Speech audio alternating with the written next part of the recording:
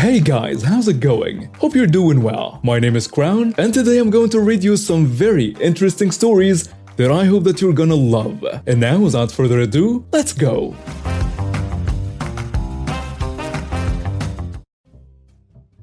I was working for an electronics store that's no longer in business. It was a real shack. On this lovely day, a 20-something dude races into my life. He seriously tweaked, bouncing off the walls and asking about almost every toy we had. He went through our entire stock and finally just had to have a cool little drone that we sold for about 40 bucks, including the tax. He gives me a $100 bill. He had a fat stack and he was determined to spend some of it on anything. He wasn't leaving without buying something. I ring him up, give him 3 20s and some coins. His total was $39.43. A couple hours later, a giant police officer strolls in. He needs my help. The giant has a photocopy of 10 $100 bills, and he's looking for this specific serial number. I only have one C note in the till, and sure enough, it's a match. Tweaker Boy was set up by undercover officers for a myth buy. They gave him $1,000 in specific, photocopied $100 bills in the parking lot of our strip mall. And while one cop went to get an arrest warrant, Tweaker Boy dashed right into my shack to spend some of his new wealth. So the giant needed to return the drone and get back the special $100 bill. No problem. It's a cool story for the boss. The cop already had the receipt and an envelope with 3 $20 bills and some coins. I process the return and the giant gets his special $100 bill, and I start to do the daily deposit. When I take the 20s out of the envelope, they feel wrong. They looked pretty normal, but the paper was wrong. Anybody who handles lots of cash would have felt it immediately, and I did. They were definitely counterfeit. I tried calling the police, but it's a Saturday evening, and no one answers. So, no choice. I called 911.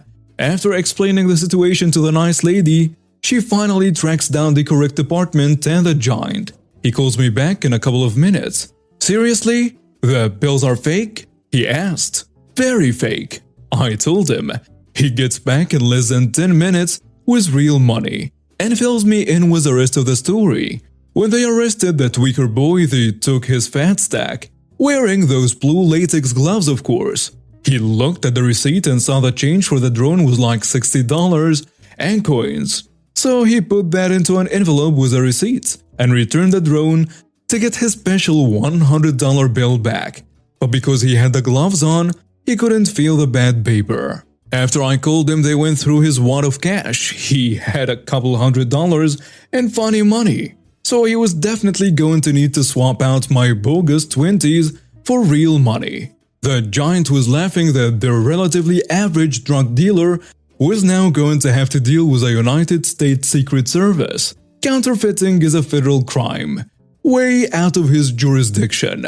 He got his meth dealer and then passed him off to federal agents. So everybody gets a shot at Tweaker Boy. Here is a fun one.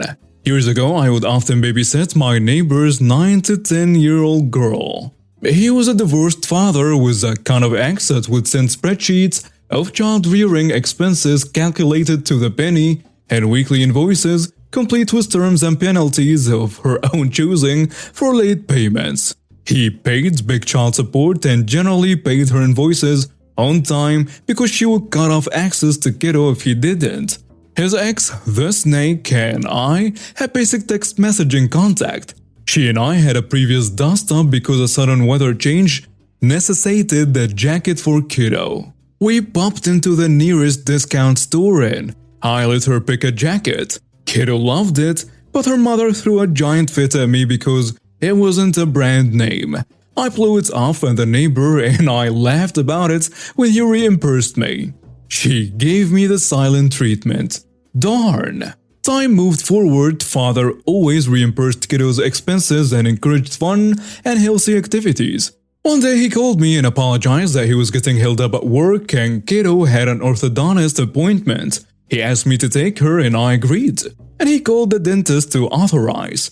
We got there and they wouldn't see her without a payment, $225. It was necessary, the kiddo's braces were hurting her, and Dad wasn't available. But I knew he would reimburse me, so I put it on my credit card rather than call her snake of a mother. The kiddo got patched up. Dad reimbursed me, and I paid the card and didn't use it. A few months later, I got a past due call from my card company. Repeat charges from the orthodontist. I let Dad know and called the orthodontist, who told me that I signed an automatic payment agreement. I gave my heck no, I'm just a babysitter speech, and didn't get far with them. So I cancelled the card. Dad apologized profusely and reimbursed me. A month later, I got a nasty call from the orthodontist about my card declining. I kindly informed him that I am not the parent and provided the snake's phone number. About an hour later, the snake is furiously calling and texting me.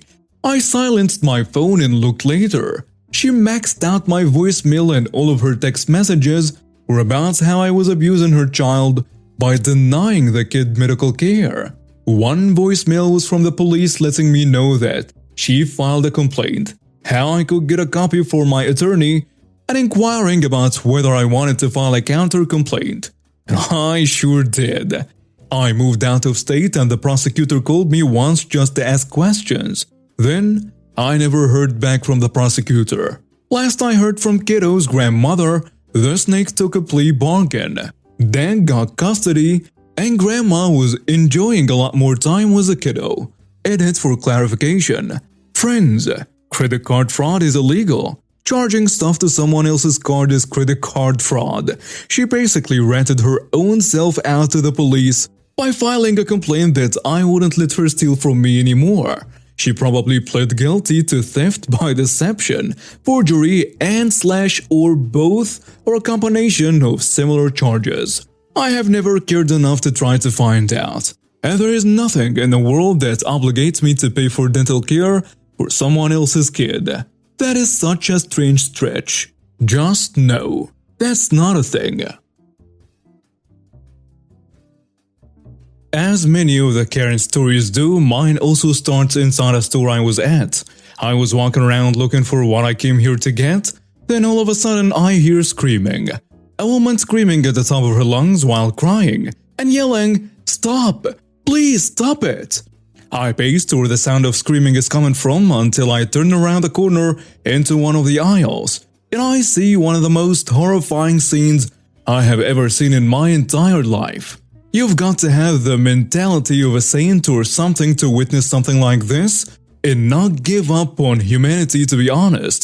Anyways, in that aisle, there was a girl in her 20s, flat on her back on the floor, while a boy that looked to be around 10 years old or something, wearing a clown mask, making weird growling noises, grabbing the poor girl's prosthetic leg and trying to pull it off with all his might. All while what seemed to be his Karen of a mother was standing on top of that girl, watching what's happening with the biggest evil grin on her face. I couldn't believe what I was seeing, but I'm glad it didn't take me long before my body started moving on its own, rushing towards that demon of a kid and pulling him off the poor girl and pushing him away from her. Then I turned to the girl and tried to console her and calm her down. "Did you just shove my baby?" The horrible Karen screeched at me. I couldn't control myself when I heard that. I found myself yelling, "Of course you are his mother. Why am I not surprised? What the hell were you thinking letting your brat do this god-awful thing to a disabled girl? And right under your nose nonetheless. You were even standing right there cheering for him, weren't you? Which I will put you down for shoving my boy like that. And just so you know, when I'm done with you, I will pull out that robot leg of hers myself for my boy to play with as much as he likes." And yeah, she wasn't actually all talk. She started moving towards me in a very aggressive manner, clearly determined to fulfill her threat. Unlucky for her, she had no idea I was a black belt myself. The moment she reached me and threw the first punch, I safely deflected it and instantly sent her to the floor without a move, with a swift elbow strike to the chin.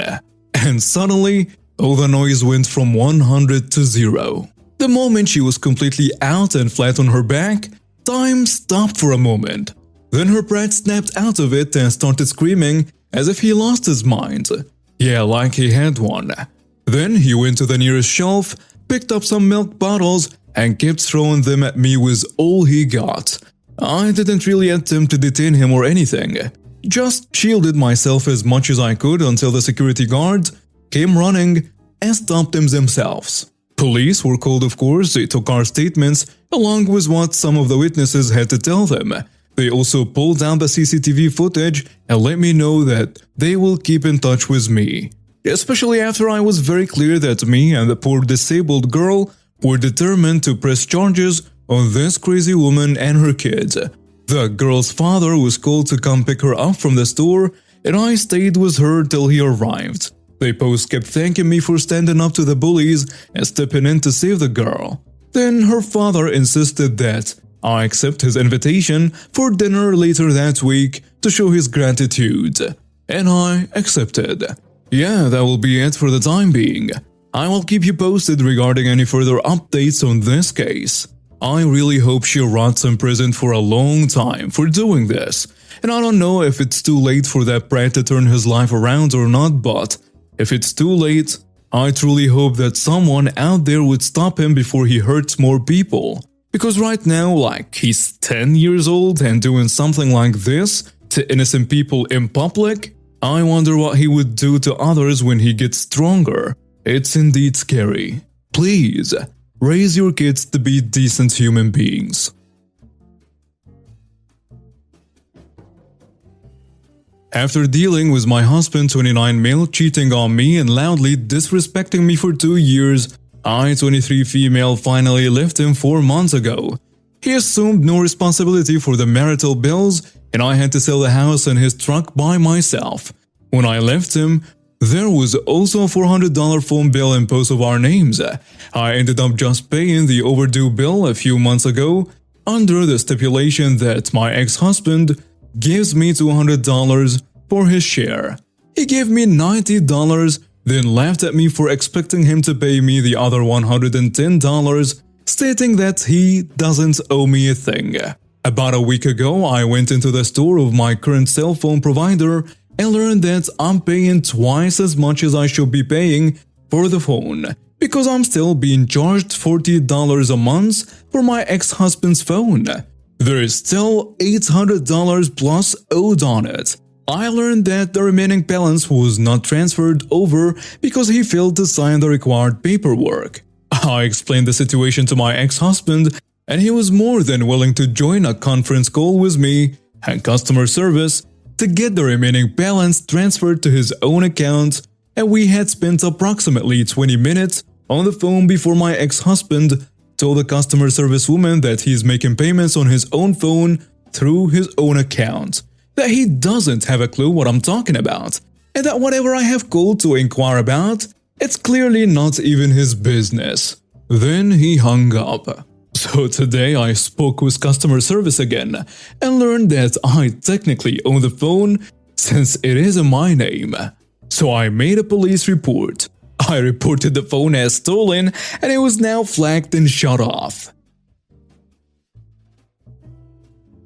This happened to me about 2 years ago. I used to be a service manager at one of the biggest locations of a popular Mexican grill. I won't say which, but guac was $1.95 extra, and we were required to ask everyone if they were okay paying that price. One Sunday morning, our second busiest shift of the week, 2 of my line people called out, so we were struggling to get all of our prep done before opening at 11.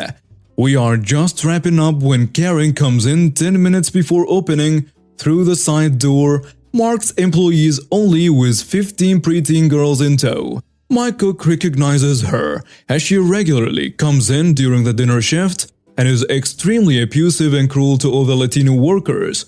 Karen tells me they can order whatever they want, throws her credit card at me, and goes to sit down at a table and doodle on her phone. Now I can't ring up her order without her standing there because of the company rules, and I'm 30 weeks pregnant and just want to take my break. I prig-waddled over to Karen's table, to try and inform her of that when she literally flicks her hand at me to dismiss me. Not only have I been at the store since 7 and done 2 different people's jobs on top of my own, I have my son's head grinding against my pelvic bones and kicking me like crazy. I'm in no mood. When I tried to tell her again, she looks at me with what I can only describe as seething contempt, and she says, "What part of them can get whatever they want did you not understand? I do not care what you charge me as long as I get a receipt. Don't interrupt me again, or I will get you fired." Now, I never cry, but that almost got me. Motherhood is awesome, but pregnancy sucks. I finally managed to pick my jaw off the ground and stammer, "Alright ma'am, I'll ring up whatever they want and bring you a receipt." The girls were really nice, and most of them ordered double meat, and they all got bottled water and chips and guac. Every last one.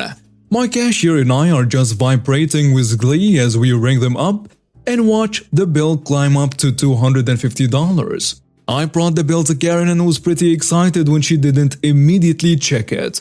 I made my own food and told the cook to come get me when the show starts. I'm halfway done eating when I see him waving to the camera, howling with laughter. So I head up. Karen is foaming at the mouth screaming for the manager, and when she sees that the manager is me, she literally grinds her teeth and slaps her receipt on the table. And she manages to choke out the word, "refund." The girls have all pretty much finished their food. So I told her that I won't be doing that because I would lose my job for giving away that much critical inventory. Meat, guac, and cheese. For free. Then I gently remind her that she told me twice that they could get anything as long as she got a receipt. She just keeps demanding a refund and calling me stupid. At this point, her screaming is holding up the very long line and customers are shouting at her to just leave. And that's when she pushed me. Really hard. My cashier caught me so I didn't fall down, but 2 of our regulars, who are police, saw it and immediately cuffed her. In this state, any use of physical force against a pregnant woman is classified as aggravated battery or something like that. I felt bad for the kids and I was fine, so I kept telling them that I did not want to press charges, but they said that at this point, it didn't matter because a woman had done it in front of an on-duty officers, so she was getting arrested. They had to call the kids' parents to come get them because she was their church's youth leader and get statements. My GM came in and let me go home with a full day's pay. She tried to take the case to trial, but they had video and like 20 witness statements, so she ended up taking a couple years probation or something like that. All because I did exactly what she told me to do. So this happened back around the end of 2018. I work for a supported community living company. My day-to-day consisted of assisting clients with developmental disabilities perform daily tasks such as administrating medication, toileting, transportation. But a major part of what I did was behavior de-escalation. Many individuals that are part of the IDD community have behavior issues that range from harmless to extremely violent. I sincerely enjoyed this part of my job. At times it was dangerous, but you would always learn so much from just trying to help them regulate their emotions. A behavior is just them trying to communicate a want or a need that they have. They just don't know how to use their words sometimes. On this particular day, the client that I was closest to had a meltdown, punched holes in the wall, tore a blackboard off the wall, pushed over a large cabinet, stripped naked, threw fecal matter and the works. Mind you, this was actually pretty common for them, especially around winter time when they missed their family. Eventually, after hours of trying on our own to calm them down, we had to call the police. When they arrived, 3 officers, 2 of them were very kind and then an arrogant one, my client became sort of quiet and compliant. I knew from years of working with them that definitely was not a good sign. My supervisor also noticed this, and as we told him to watch out, the arrogant one stated, "We know how to do our jobs, ma'am." Cue malicious compliance. So I, being the dutiful citizen I am, Shut my mouth and my supervisor did the same. We watched the client edge closer as the officers were speaking to them. I should mention they were able to get the client to put on clothes before this. When they were within arm's reach, my clients made their move. As fast as lightning, my client proceeded to slap the arrogant jerk in the face with their crappy hands. At that point, it was an assault on an officer, so they swiftly cuffed him and sent him to a holding cell at the sheriff's department until they had calmed down enough to be released. Being a part of the IDD community prevented them from pressing any kind of charges on my client, so they got off pretty easy. The arrogant jerk, on the other hand, ended up with pink eye for 2 weeks. I found out later on from a state trooper friend that he was pretty disliked in general, so it made for a good laugh for them as well. Edit. I absolutely understand where the concern comes from about the client's safety, and as part of my job that was also my utmost concern as well. The area that I live in is pretty rural, so the most opportunities for employment are found either at a factory or an SCL company. The police in this area are actually very used to dealing with this community because of this. This was not the first time we had called them for this particular client, and one of them had actually transported this client to a mental health hospital for us previously. They just sent the wrong officer this time. This time Plapper Mouse and brother-in-law's youngest child, 18 male, I will call him the entitled Apple Kid, as apparently the apple doesn't fall far from the tree. The entitled Apple Kid is going to start college in September if everything goes well. As some Redditors might know, I have a college fund for some people in the family, the entitled kid included. They have strict stipulations and it only covers books and tuition. No extracurriculars, housing or living expenses. They want to go and live someplace else? Fine. On your own dime, that is. At the start of this whole drama, the eldest of mine had finished college. The second is set on graduating this year, and the two middle ones are busy with college. And the entitled one is the last one. With all that happened, the entitled kid reared his head from time to time with offhand remarks and in the beginning demands for money. We made it very clear in words and on paper that if he continued with this or did other things that were by law not allowed, he could wave his funds goodbye. Happy and I operated on the notion of a child should not suffer for its parents' blatant stupidity. If they decide to be stupid themselves, they shall reap what they saw. Plapper Mouse and brother-in-law have had some stern talks with the entitled kid to keep his head down and to his studies so he could get his things paid for. They have always known we would never just hand over the money, or get the information, confirm it and pay for it. Still, they didn't complain about that free money. Now about the incident. We have instructed my eldest not to escalate situations, call us or law enforcement, and seek out other adults if needed and possible in case of conflict. Filming whatever he could was something he already had figured out. Well, the entitled kid and my eldest met by chance a couple of days ago while my eldest and his siblings went out together. My eldest just gave him a hello and turned to walk away. But the entitled kid didn't like seeing him or whatever and started to shout and curse at my eldest, preventing him from leaving. My two youngest heard the commotion and ran to their brother's aid, and the youngest started filming. The entitled kid kept pushing his chest against the eldest and complimented my son. He never hurt him and stayed calm. When the entitled kid grabbed his shirt, he used some of his skills in self-defense to make sure the entitled kid let him go, but nothing else. My middle child then said something to the entitled kid. Is it a family trait to want to go to jail or something? If you hurt him, you will go there. You might see your mother again.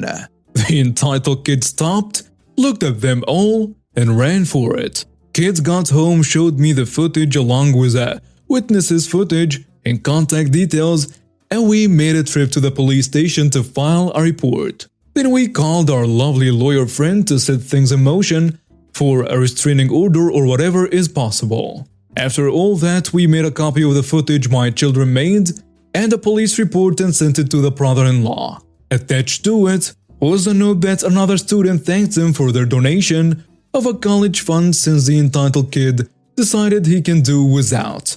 He threw away his chance with his own actions. According to the eldest niece, their parents were not happy. Not happy at all.